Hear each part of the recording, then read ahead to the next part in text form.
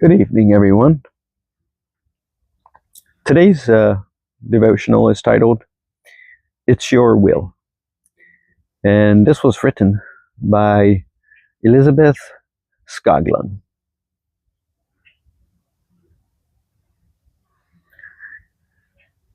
I'll start by reading Deuteronomy 33, verse 1.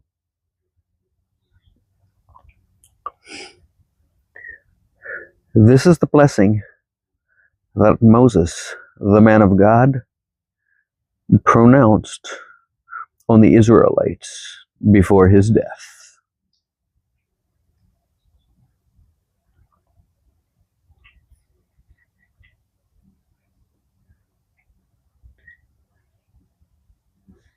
It's your will. Whether a person is 20 or 80, making a will does not make you die any more than not making a will ensures that you will live. It simply ensures that after your death, your money goes where you want it to go. Such knowledge helps guard against the feeling of loss of control. A will is your will. It should reflect what you want, not what your family dictates. It should be prayerfully decided.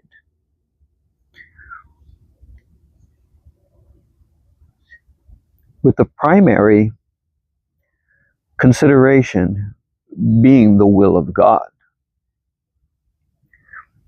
As Christians, our stewardship of earthly belongings should transcend petty family quarrels. People who automatically leave all their material goods to their children may or may not be doing the will of God. For that matter, neither is it automatically God's will to simply leave it to the church. When you make out your will, it should be just that, your final will, not the will of your family or anyone else except God alone. So Deuteronomy 33, verse 1 through 29.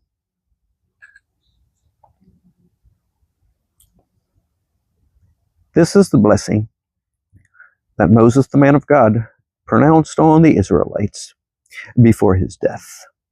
He said, "The Lord came from Sinai and dawned over them from Seir. He shone forth from Mount Paran. He came with myriads of holy ones from the south, from his mountain slopes. Surely it is you who love the people. All the holy ones are in your hands. At your feet they are bowed down, and from you and from you receive instruction. The law that Moses gave us, the possession of the assembly of Jacob. He was king over Jeshurun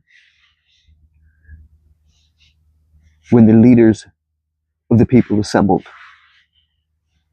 along with the tribes of Israel.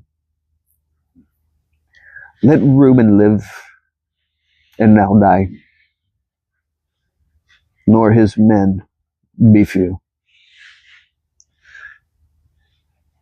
And this he said about Judah.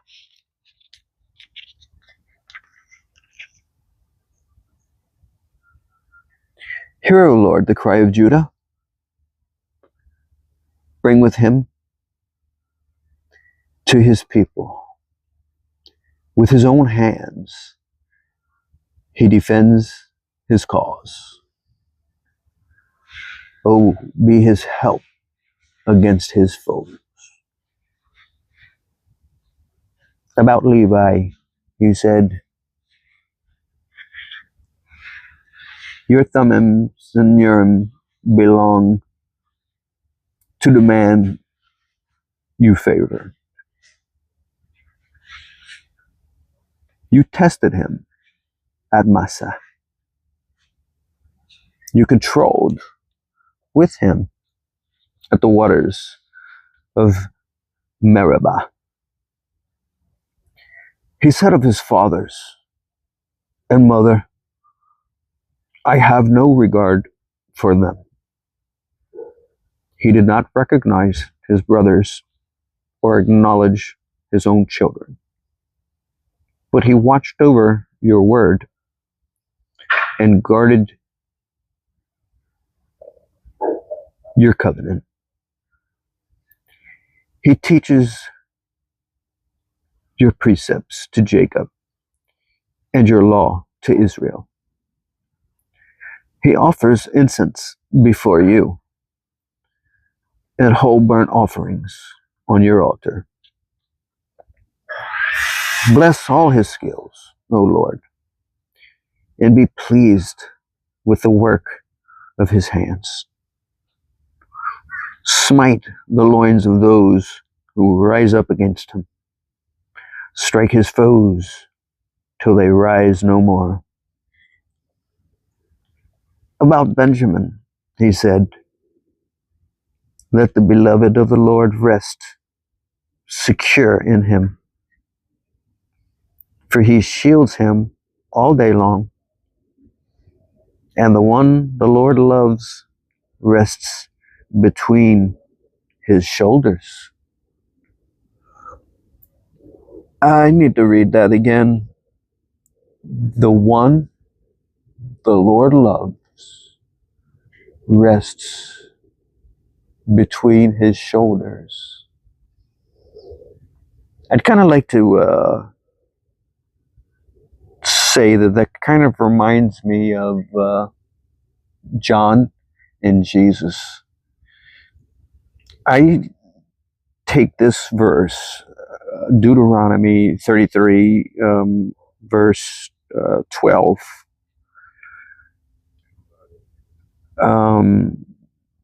I think that's a future writing of Jesus with John at the Last Supper. I think that's amazing. I just felt compelled to mention that. About Joseph, he said, may the Lord bless his land with precious dew from heaven above, and with the deep waters that lie below. With the best the sun brings forth, and the finest the moon can yield. With the choicest gifts of the ancient mountains, and the fruitfulness of the everlasting hills. With the best gifts of the earth and its fullness, and the favor of him who dwelt in the burning bush. Let all these rest on the head of Joseph, on the brow of the prince among his brothers. In majesty, he is like a firstborn bull. His horns are the horns of a wild ox. With them He will gore the nations, even those at the ends of the earth. Such are the 10,000 of Ephraim, such are the thousands of Manasseh. About Zebulun, he said, rejoice, Zebulun, in your going out,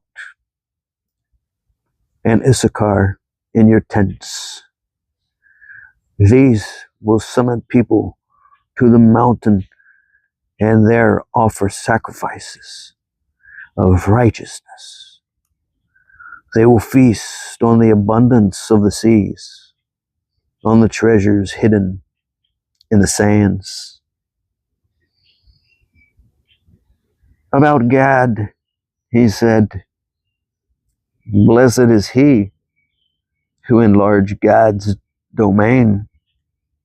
Gad lives there like a lion, tearing at arm or head. He chose the best land for himself. The leader's portion was kept for him. When the head of the people assembled, he carried out the Lord's righteous will and his judgment concerning Israel. About Dan, he said, Dan is a lion cub springing out of Bashan. About Naphtali, he said, Naphtali is abounding with the favor of the Lord and is full of his blessing. He will inherit southward to the lake. About Asher, he said, most blessed of sons is Asher. Let him be favorable by his brothers, and let him bathe his feet in oil. The bolts of your gates will be iron and bronze, and your strength will equal your days. There is no one like God of Jeshua, who rides on the heavens to help you, and on the clouds in his majesty. The eternal God is your refuge, and underneath are everlasting arms. He will drive out your enemies before you, saying, destroy him. So Israel will live in safety alone. Jacob's spring is secure in a land of grain and new wine, where the heavens drop dew. Blessed are you, O Israel, who is like you, a people saved by the Lord. He is your shield and helper, and your glorious sword.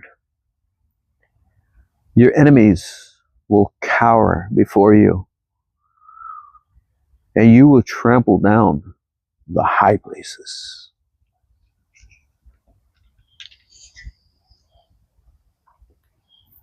Shall move on now to Psalm 49.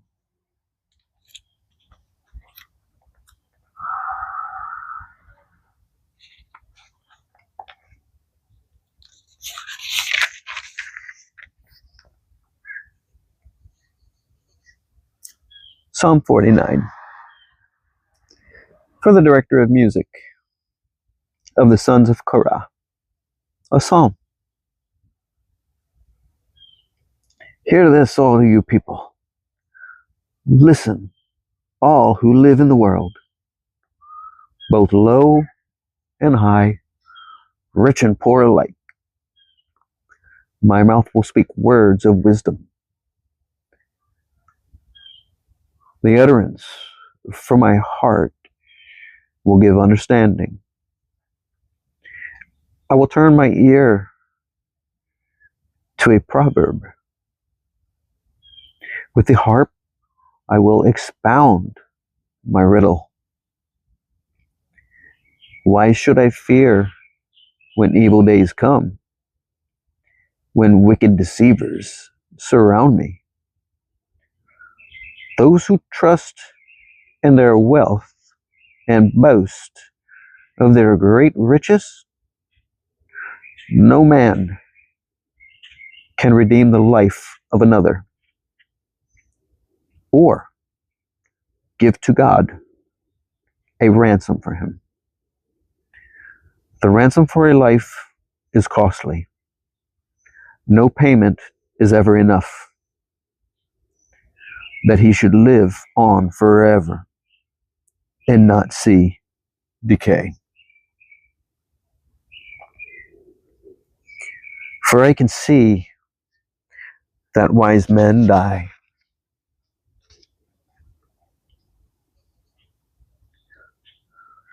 The foolish and the senseless alike perish and leave their wealth to others. Their tombs will remain their house forever, their dwelling for endless generations. Though they had named lands after themselves, but man, despite his riches, does not endure. He is like the beasts that perish.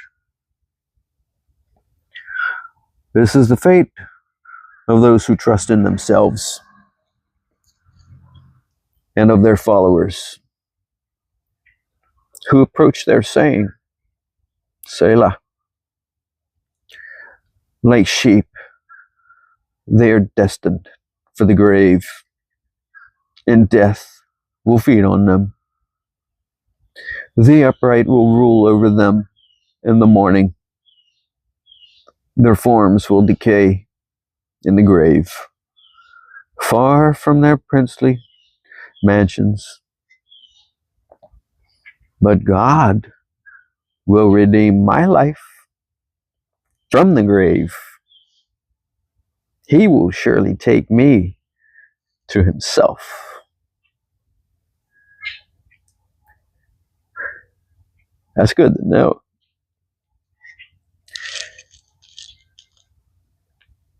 Do not be overwhelmed when a man grows rich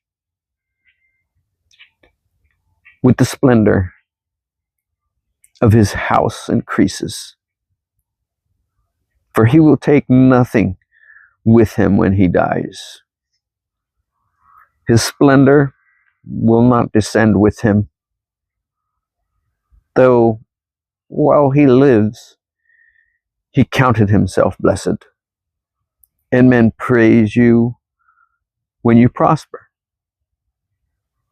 He will join the generations of his fathers, who will never see the light of life. A man who has riches without understanding is like the beasts that perish. Powerful. Very strong words. In conclusion, I shall read Proverbs chapter 13, verse 20 and 22. Verse 20 through 22.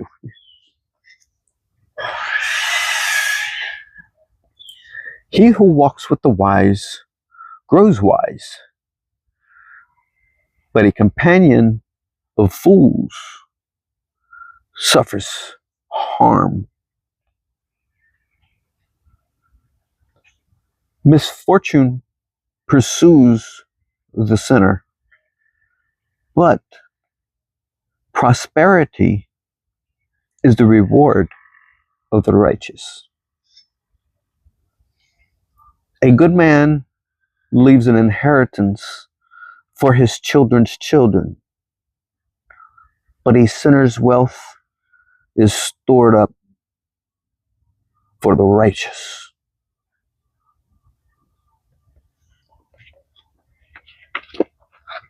Well, folks, this concludes our devotional reading for today. Thank you very much for watching, and I hope the rest of your week goes good. And as always, may the Lord bless you and keep you. May the Lord make his face shine on you and be gracious to you. May the Lord turn his face towards you and give you peace. In Jesus' name. Thank you very much for watching. We'll see you again next time. Thank you.